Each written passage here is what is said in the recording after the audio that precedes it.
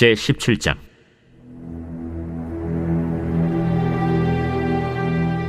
길르앗에 우거하는 자 중에 디셉 사람 엘리야가 아합에게 말하되, 내가 섬기는 이스라엘의 하나님 여호와께서 살아계심을 두고 맹세하노니 내 말이 없으면 수년 동안 비도 이슬도 있지 아니하리라. 여호와의 말씀이 엘리야에게 임하여 이르시되, 너는 여기서 떠나 동쪽으로 가서 요단 앞 그리 시냇가에 숨고 그 시냇물을 마시라. 내가 까마귀들에게 명령하여 거기서 너를 먹이게 하리라.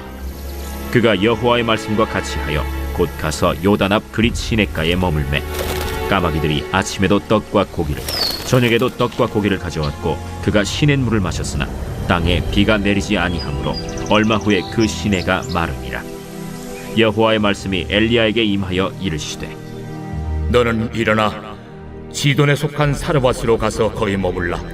내가 그곳 과부에게 명령하여 네게 음식을 주게 하였느니라.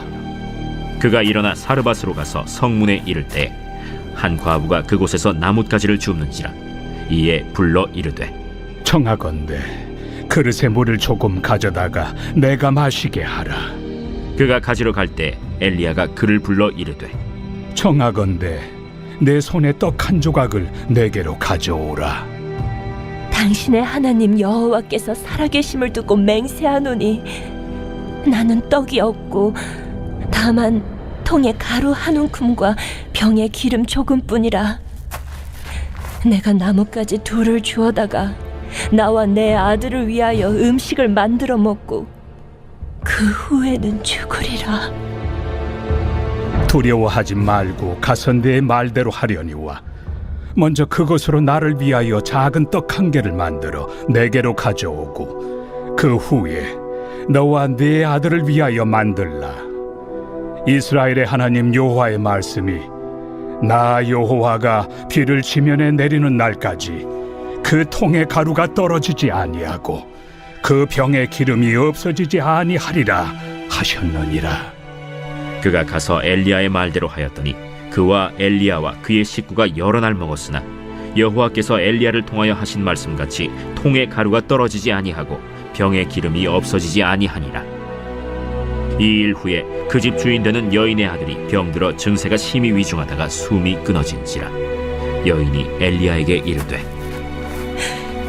하나님의 사람이여, 당신이 나와 더불어 무슨 상관이 있기로 내 죄를 생각나게 하고 또 내 아들을 죽게 하려고 내게 오셨나이까? 엘리야가 그에게 그의 아들을 달라 하여 그를 그 여인의 품에서 받아 안고 자기가 거처하는 다락에 올라가서 자기 침상에 누이고 여호와께 부르짖어 이르되, 내 하나님 여호와여, 주께서 또 내가 우고하는 집 과부에게 재앙을 내리사 그 아들이 죽게 하셨나이까 하고 그 아이 위에 몸을 3번 펴서 엎드리고 여호와께 부르짖어 이르되, 내 하나님 여호와여, 원하건대 이 아이의 혼으로 그의 몸에 돌아오게 하옵소서. 여호와께서 엘리야의 소리를 들으심으로 그 아이의 혼이 몸으로 돌아오고 살아났지라. 엘리야가 그 아이를 안고 다락에서 방으로 내려가서 그의 어머니에게 주며 이르되, 보라, 내 아들이 살아났느니라. 내가 이제야 당신은 하나님의 사람이시오, 당신의 입에 있는 여호와의 말씀이 진실한 줄 아노라 하니라.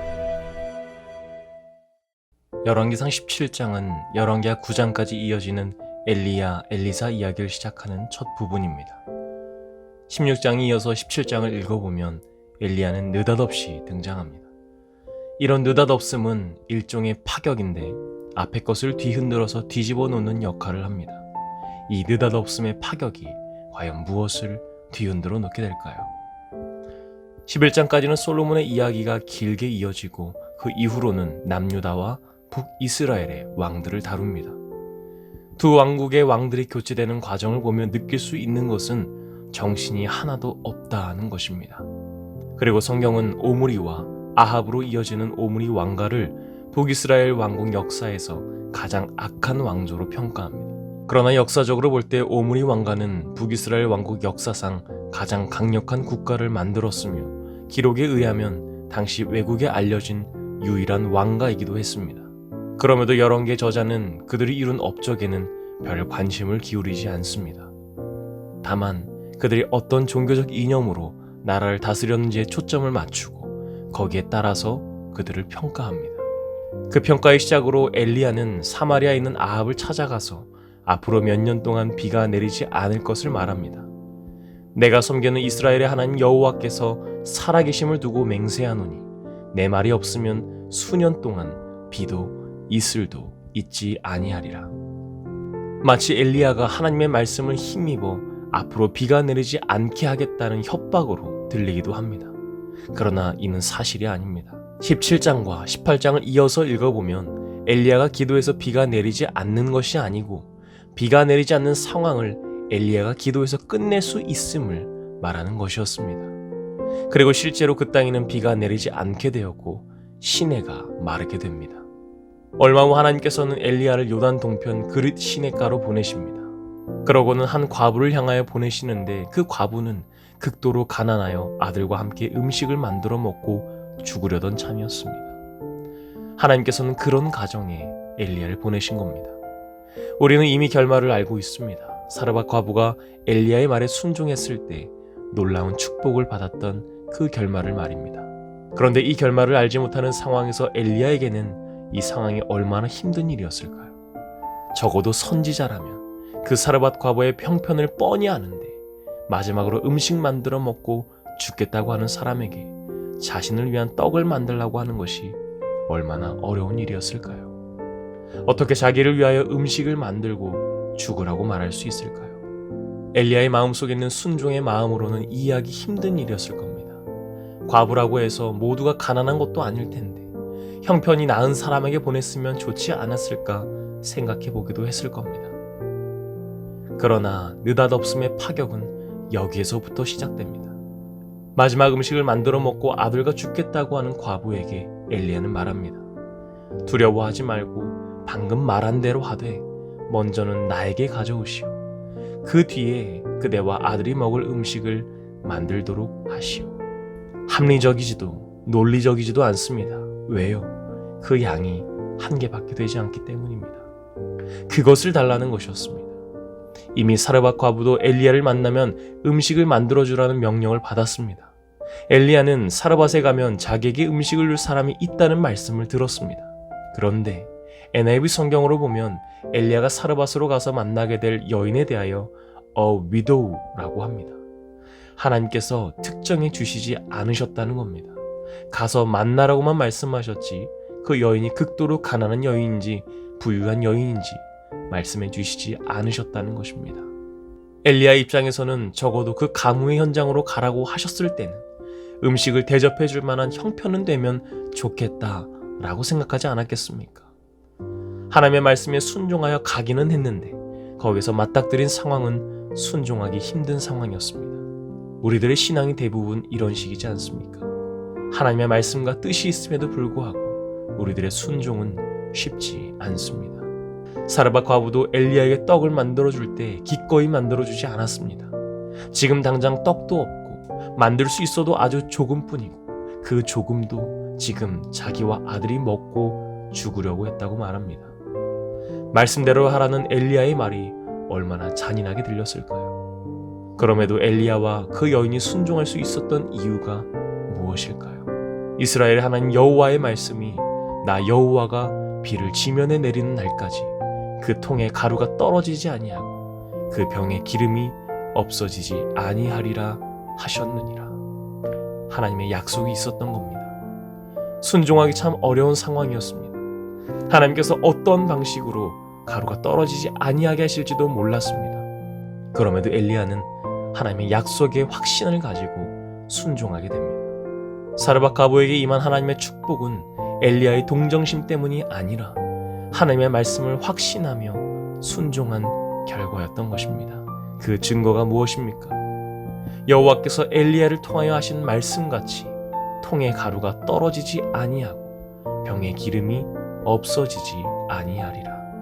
순종을 가로막는 상황들이 우리를 둘러싸지만 하나님의 말씀에 순종할 때 그 말씀은 반드시 이루어진다는 것을 알려주는 것입니다. 그런데 느닷없음의 파격은 여기서 끝나지 않습니다. 갑자기 불안한 분위기로 반전이 됩니다. 이 일 후에 그 집주인 되는 여인의 아들이 병들어 증세가 심히 위중하다가 숨이 끊어진지라. 왜 하나님께서는 사르밧 과부에게 은혜를 베푸신 후에 그 아들을 죽도록 내버려 두신 걸까요? 그 답은 알 수 없다는 것입니다. 다만 그 이유를 찾아볼 필요는 있습니다. 사르밧 과부가 통에 가루가 떨어지지 않고 병의 기름이 없어지지 않는 기적을 경험했을 때 엘리야에게 왜 자신에게 축복이 임한 것이냐고 따지지 않았습니다. 그러나 지금은 엘리야를 향해 따지기 시작합니다. 축복이 올 때는 그 이유를 묻지 않지만 고통이 올 때는 그 이유를 묻습니다. 우리의 삶에는 축복도 오지만 고통도 찾아옵니다. 이것은 신앙인이라면 너무나 보편적인 원리입니다. 인생을 살아가며 얼마나 예수님을 잘 믿었든지 그렇지 않았든지 은혜도 받고 고통도 받습니다. 우리는 알고 있습니다. 엘리야를 통해 극심한 가뭄에 가난까지 더해졌던 사르밧 과부와 그 아들을 살리셨던 하나님을 말입니다. 그런데 그 아들이 지금까지 살아있다는 소식을 들은 적이 있습니까? 그는 죽었습니다.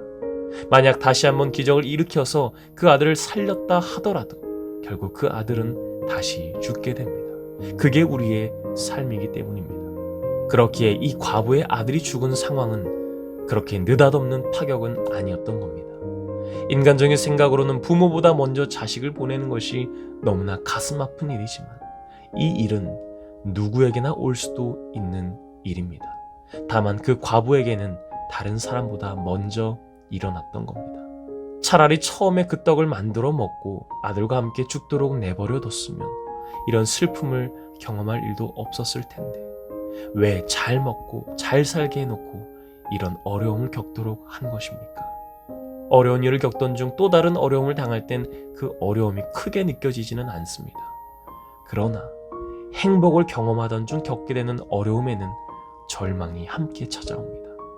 그럼에도 우리가 기억해야 할 것은 우리들의 삶에 고통이 찾아올 때 지금까지 우리와 함께 하셨던 하나님의 은혜를 잊지 않아야 한다는 것입니다.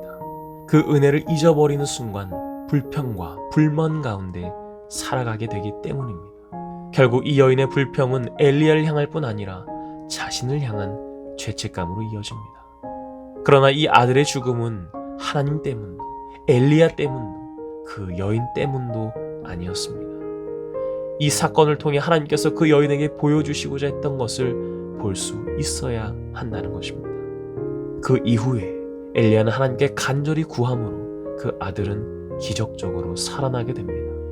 아들의 죽음의 사건을 통해 그리고 엘리야의 간구를 통해 그 여인이 깨닫도록 하고자 했던 것은 바로 이것이었습니다. 내가 이제야 당신은 하나님의 사람이시오 당신의 입에 있는 여호와의 말씀이 진실한 줄 아노라. 알게 되었다는 겁니다. 자기만 겪는 고난이 아니라 우리만 겪는 고난이 아니라 연약한 인간들이 이 땅 위에 살아가면서 얼마든지 당할 수 있는 고난이라는 것입니다. 그 고난을 통하여 이제야 하나님이 어떤 하나님이신 줄을 깨닫게 되었다는 것입니다. 하나님을 믿는 우리가 고통이 유익이라고 말할 수 있는 이유는 하나님께서 그 고통을 통하여 우리를 속량하시기 때문입니다. 단순히 고통을 사라지게 하시는 분이 아니라 고통을 통하여 반드시 깨닫게 하시는 분이시기 때문입니다. 오늘날 우리에게 하나님은 어떤 하나님이십니까? 여러분은 어떤 하나님을 고백할 수 있으십니까? 내가 어떤 고통 가운데 있을지라도 이제야 내가 하나님이 어떤 분이신 줄 알았습니다. 이런 고백이 나올 수 있기를 주님의 이름으로 간절히 축원합니다.